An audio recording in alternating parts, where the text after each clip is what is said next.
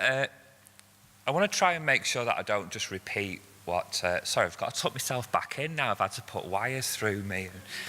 I want to make sure that I don't just end up repeating what I spoke about yesterday. So I just want to focus on a couple of points.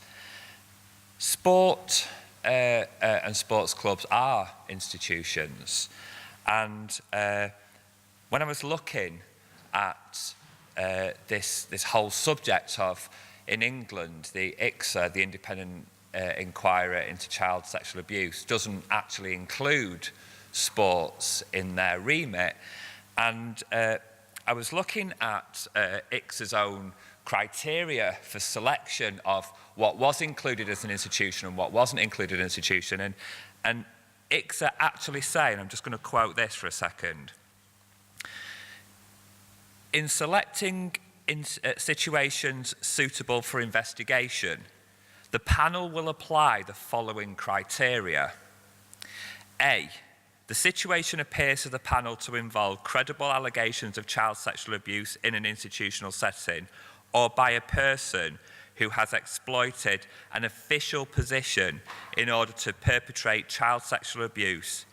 B, institutions appear to the panel on credible evidence to have facilitated or failed to prevent child sexual abuse, whether through an act, policy, or omission.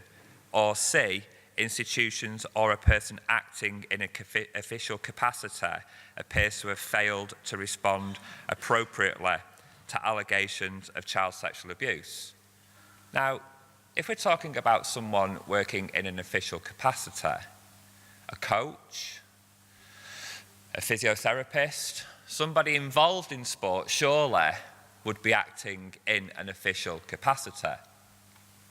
So why ICSA continue to refuse to allow sport as an institution in their independent inquiry is still something that baffles me, along with many other people who have been pushing for many years, for the past couple of years, people such as I said yesterday, Dr. Mike Harthill and Dr. Celia Brackenbridge. There's something really interesting that then happened with Andy Woodward and Steve Walters and Chris Unsworth and all the other footballers and sports people that came out and spoke about what happened to them in these institutions, clubs. Chelsea, Manchester City, Crewe Alexandra are institutions.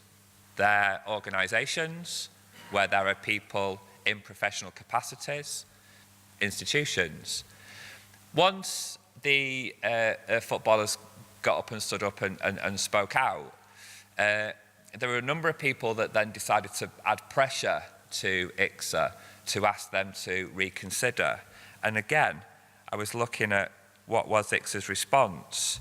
The FA, the Football Association, are currently investigating the football clubs that are part of them. They're investigating themselves, in effect. So, as we know through history, when we ask institutions to investigate themselves, it never really comes out with the truth of the matter, the Press Complaints Commission, etc., etc. And how ICSA feels to me like maybe batted away some responsibility for what I truly believe that they should be doing in looking at sport as part of the inquiry, is ICSA has said, as recent allegations relating to professional sports clubs show, no institution or aspects of institutional life should be beyond our reach. I will call upon the Football Association to provide us with the findings of the review of allegations of non-recent child sexual abuse in football, which it has announced. We will scrutinise that report when it is available and check whether further action should be taken. In the meantime, we will monitor the situation closely. Kind of makes me go, oh, brilliant, thank you. It's really kind of you. And nothing else happens. I've been really fortunate to be in contact with some of the people who have stood up and spoke out, Steve Walters, Andy Woodward in particular. And I suppose in feeling like nobody's doing anything, in feeling like as an institution, sport's not being looked at, or the institutions within an institution, football, gymnastics, athletics, tennis, swimming, all institutions where child sexual abuse has occurred and nothing seems to have happened about it. They've kind of taken it upon themselves to do something positive. This panel session is called Successes and Failures of Official Responses to Institutional Abuse and Moving Forward. I think that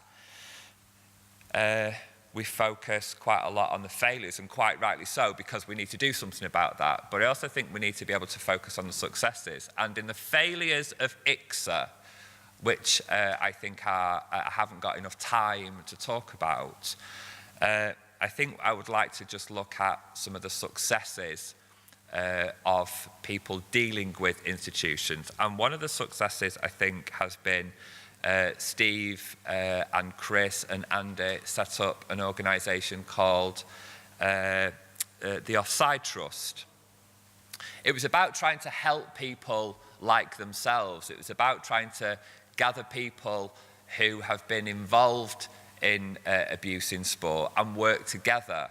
A really great start, lots of momentum, but then for some reason didn't gather as much momentum as people had hoped. And I think one of the successes of how quickly we grabbed hold of it meant that actually there was a failure to happen. The failure was that everybody else was trying to do something. The FA, Sport England, decided that they were going to kind of look into it. So some of the smaller organisations, some of the smaller projects, some of the smaller institutions, I suppose, like the Offside Trust, didn't really get the traction that I believe they deserved. I have to kind of ask the question of why are we still struggling with this idea of putting sport into the inquiry. And I think if any country is doing any inquiries in future, that they've got to kind of look towards England and learn from our mistakes. I think England has to look towards the Royal Commission in Australia and look at any challenges, but also the successes, because we look at it from what's going on and look at the successes that happen, the data that's coming out of there, and I think we need to kind of learn from it.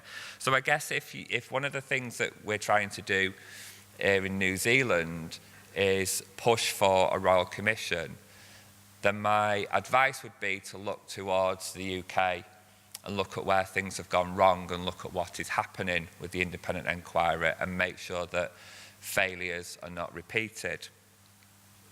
I think we have to also maybe ask ourselves some difficult questions.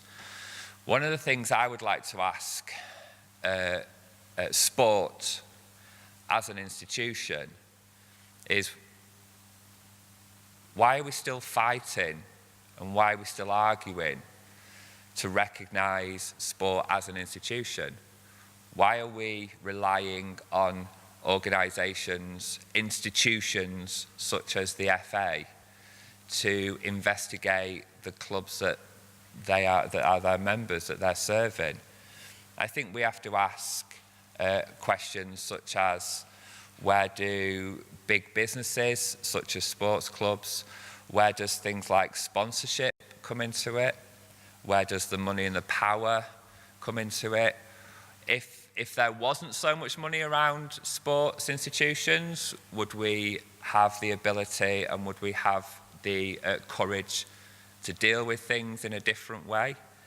I think there's something really interesting about recognising these incredibly brave men in stepping forward and maybe looking at their silence and asking why they didn't step forward before. Let me be really clear about this. I'm not victim blaming. I'm not saying that they should have stepped forward before, but I'm asking maybe to think about why. Why wasn't the ground there for them to step forward and walk a path that allows them to speak up? And maybe that's something about the oppression of the institution of football clubs. It is difficult to talk about. I think we have to recognise how important it is to give people voices, how important it is to be recognised. As a survivor, I think it's really important for us to recognise that the men involved in being abused within sports institutions are feeling still quite silenced, and I think we have to be able to give them a voice. My final plea is learn from England, learn from the mistakes that we have made and we continue to make, and make sure that you don't do the same thing. Thank you.